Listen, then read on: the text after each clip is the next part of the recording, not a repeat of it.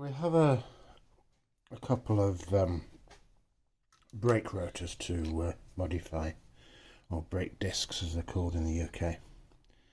The modification just concerns the inner circle here, and which is the mounting flange, as these discs are not for the vehicle that this disc has come from. The discs look to me to be an upgrade as they're a larger diameter. The hole in the centre on this one is 63.4 millimeters, and the hole in the centre of this one is 76.6 millimeters. So we need to remove from this 13.2 millimeters, which on my machine is a cross slide travel of 6.6 millimeters from when we touch off, which I will go through in a second. So it's just rough measurements using a set of guessometers, which most people call vernier calipers. Dispense with those now, and what I like to use when I'm machining is a snap gauge, and the snap gauge has been set to be quite a very snug fit in there, so that when I'm machining this I know when I've hit target. The snap gauges have a bevel, so that when you're moving them about, that edge and that edge stays the same as the centres as it's moving. But you can use the bevel as it comes in to sort of gauge whether you're very close, because it won't quite go over the bevel. Anyway, I'll try and demonstrate that if I can in a minute. So we've set, swing you around and adjust the camera. So we've set a disc in the 4-jaw chuck, and we've centered it up to be nice and true. We have a boring bar. Let me just move this camera, just give me a sec.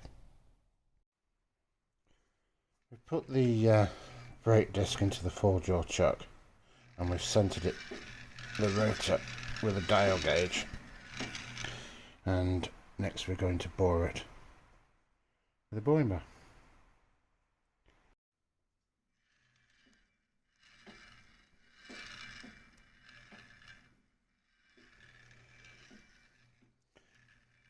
Have a blip in the disc right there.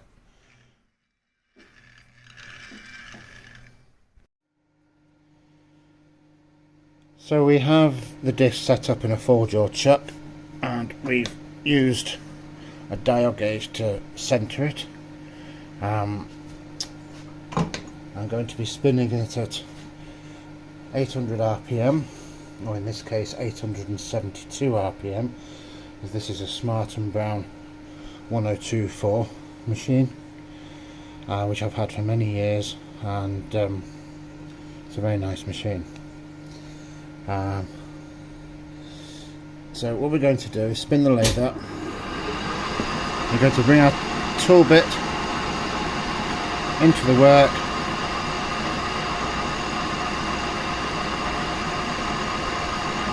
we're going to back it out until it touches,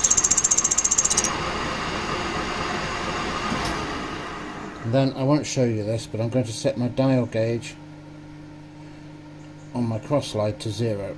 Now on this machine, one full turn is 5 millimeters, so we can do that pretty quickly, starting with increments of about 1/4 millimeter at a time. We'll give that a try and see how that goes. We're going to engage our feed.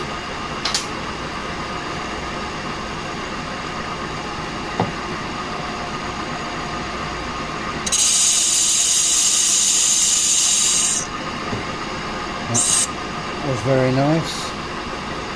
So I'm going to give it a little bit more this time.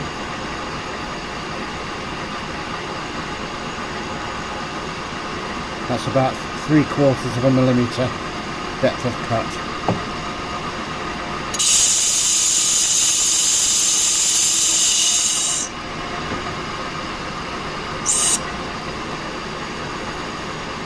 Sorry, that was about 1.5 millimetres. So we're back onto 0 now, which is 2.5 millimetres or 5 millimetres from the hole circumference.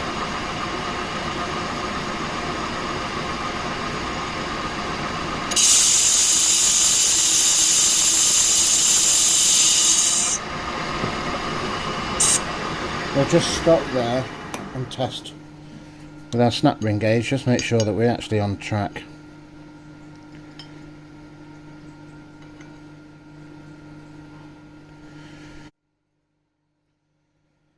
So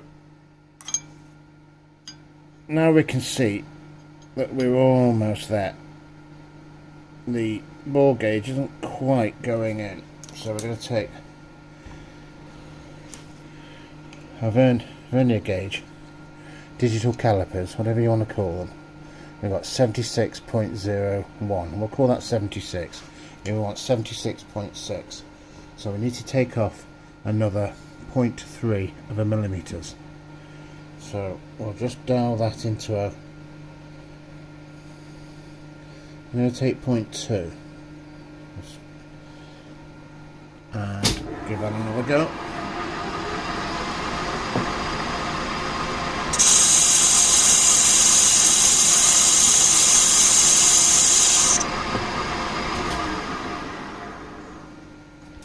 Take that out, try out. We expect to take just a touch more, but we just double, see that is now just going through. So I'm going to take another 0.1.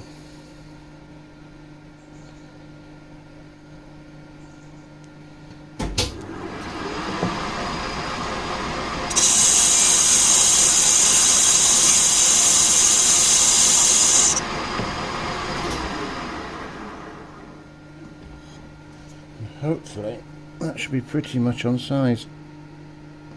Not right, just barely. So we're going to take just a tiny amount now until we've got there.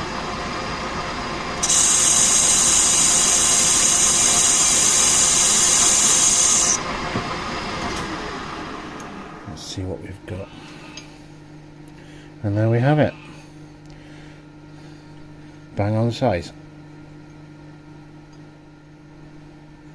The calipers will just about hold themselves there. I'm not holding them. In fact, there we go. So what I'm going to do now, because I've got another disc to do, I'm going to set my dial gauge to 0. So I know when I'm approaching that 0, I'll be on size.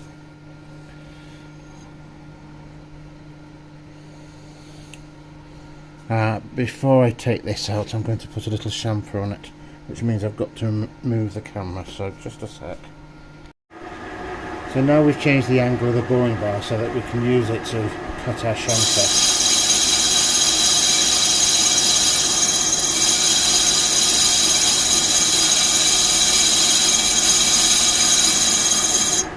I think that will do nicely.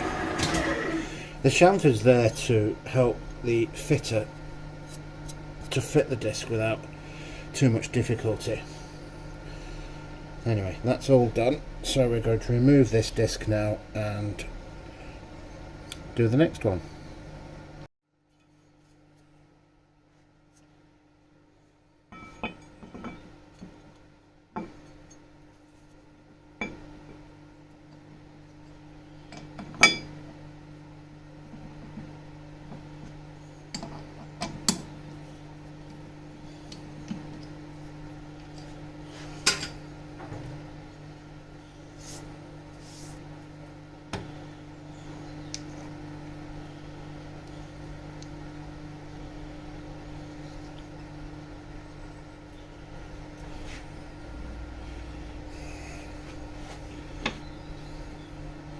I'm just setting up the dial indicator to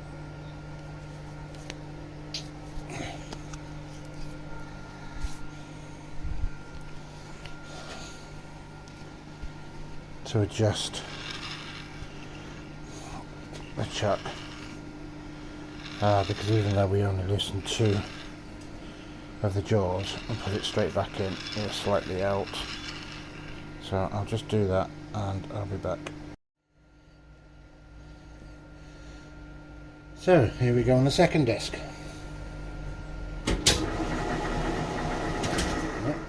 So I'll put it into gear.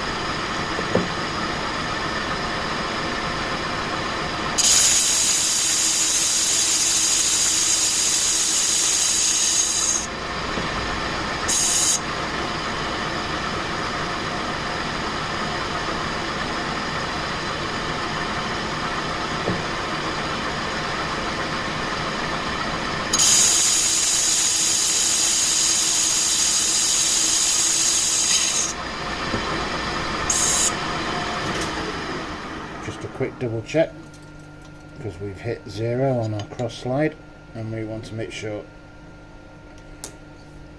we're aiming for the right 0. A bit further to go.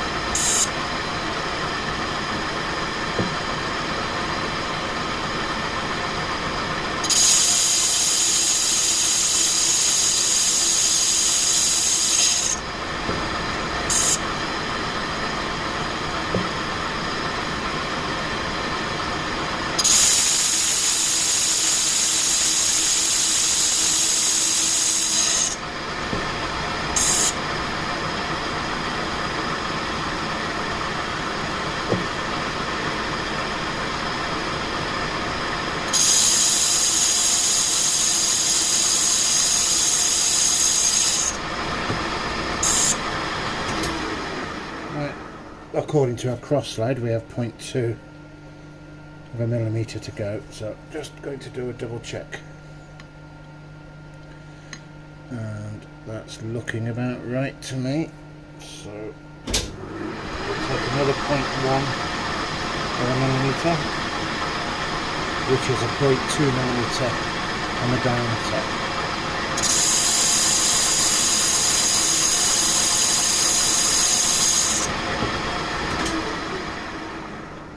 Double check that. Right, another 0.1 on the cross slide, and hopefully we'll be there.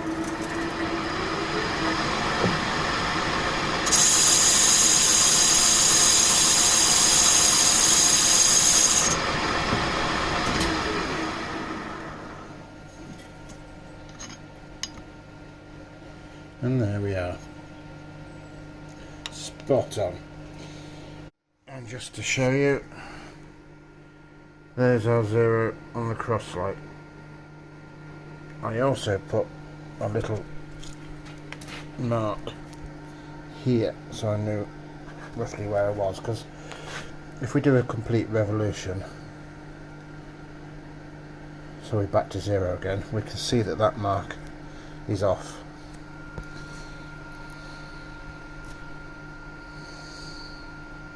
There we go. So there we are. So now we'll chamfer it the same as the previous one. and we're done. And there we have it.